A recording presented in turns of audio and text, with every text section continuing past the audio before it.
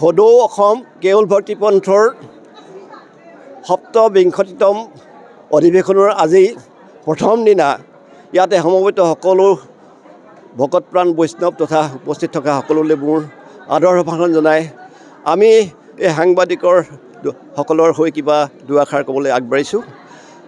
আমাৰ এই অধিৱেশনভাগী হৈছে সদৌ অসম কেৱল ভক্তি পন্থৰ বস্তু। ইয়াত হৈছে 27th আপোনাৰ এইখন অধিৱেশন দ্বিতীয়বাৰ কাৰণে কোৰপৰ্ট হৈছে আৰু ইয়াতে আয়োজন কৰা চলো আজি প্ৰথম দিনা ৰাইজ আহি ইয়াতে উপস্থিত হৈছে। এই বস্তুভাগ কেৱল ভক্তিৰ পন্থৰ মাৰ্গত আৰু গুৰুজনাৰ তেওঁৰ একশৰণ নাম ধৰ্মৰ অন্তৰ্গত কেৱল ভক্তি পন্থৰ এটি শাখা।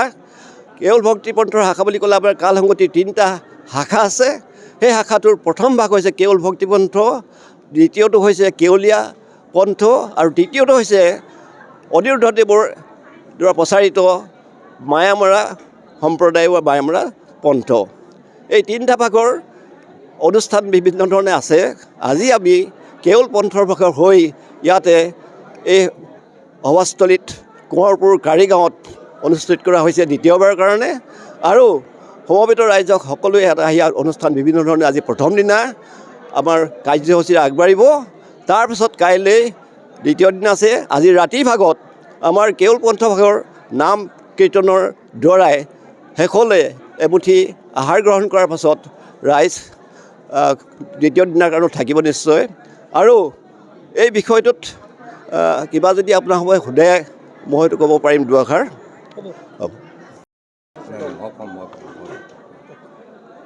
জয় গুৰু শংকৰ সৰ্বগুণাকৰ যাকাৰী নাহি কেও পাম তহাৰী চৰণকৰ ৰেণু শতকোটি বাৰ একৰ প্ৰণাম। আমি গুৰুজনালৈ শতকোটি প্ৰণাম জনাইছোঁ আৰু আপোনালোক মিডিয়াৰ জৰিয়তে আমি সদৌ অসমৰ সকলো সেৱক ৰাইজলৈ আমাৰ ফালৰ পৰা আমি সেৱা জনাইছোঁ, কৃতজ্ঞতা জনাইছোঁ। আৰু আপোনালোককো আমি এইকাৰণেই কৃতজ্ঞতা জনাইছোঁ যে আপোনালোক আহি এই কেৱল ভক্তিভাগৰ আজি এই 27 সংখ্যক বাৰ্ষিক অধিৱেশনত আপোনালোকে এই প্ৰচাৰৰ কাৰণে যি ব্যৱস্থা গ্ৰহণ কৰে তাৰ কাৰণে আমি চিৰকৃতজ্ঞ। আপোনালোকে জানে ইতিমধ্যে আমাৰ সন্ত পূৰ্ণকান্ত কোঁৱৰদেৱে আপোনালোকক সকলোখিনি কৈছেই যে এই ভক্তিভাগ 1995 চনতেই গঠন হয়। সদৌ অসম কেৱল ভক্তি পন্থ নামেৰে আমাৰ গোলাঘাটৰ চিনাতলিতেই প্ৰথম হৈছিল।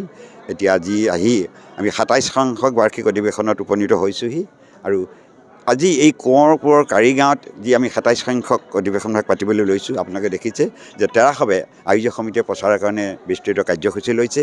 কালিৰ প্ৰায় আমিও কালি আহিছোঁ। তেখেতসকলে আজি প্ৰায় এমাহ ধৰি ইয়াৰ কাৰণে যোগাযোগ কৰিছে। বিভিন্ন অসমৰ আঞ্চলিক অঞ্চল গৈছে, জিলালৈ গৈছে, তেৰাসৱে চিঠি পত্ৰ দিছে, গোহাৰি দিছে আৰু ব্যক্তিগতভাৱেও তেখেতসকলক অনুৰোধ কৰি আহিছে। গতিকে আজি আপোনালোকে ইয়াৰ পিছবেলা দেখিব যে গোটেই অসমৰ বিভিন্ন জিলাৰ পৰা আমাৰ যিমানখিনি আঞ্চলিক সমিতি আছে সকলোৰ পৰা ভকত বৈষ্ণৱ আহিব, সেৱক সেৱিকা আহিব।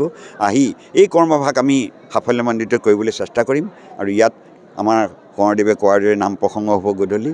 বিভিন্ন আমি শিশুসকলৰ মাজত এটা ধাৰ্মিক অনুষ্ঠান সত্ৰীয়া অনুষ্ঠান আমি আয়োজন কৰাটো বিচাৰিছোঁ। বিভিন্ন আঞ্চলিকৰ পৰা শিশুসকল আহিব, আহি এইবিলাক পৰিৱেশন কৰিব আৰু লগতে আমি এটা আলোচনা চক্ৰও দিছোঁ যে কেৱল ভক্তিৰ যুৱ আইমাতৃ সমাৰোহ হ'ব।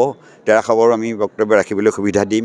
লগতে আমি এটা আলোচনা চক্ৰও ইয়াত আয়োজন কৰিছোঁ। সেই আলোচনা চক্ৰৰ মৰ্মে এই কেৱল ভক্তিভাগনো কি, কেনেদৰে ইয়াত প্ৰভু ভগৱন্তৰ গুণানুকীৰ্তন কীৰ্তন কৰা হয়, তেৰা কেনেকৈ কৃপা বিচৰা হয়, বাৰু ইয়াৰ প্ৰচাৰৰ কাৰণে আমি কি ব্যৱস্থা হাতত ল'ব পাৰোঁ, এইখিনি গোটেইখিনি এটা আলোচনা হ'ব।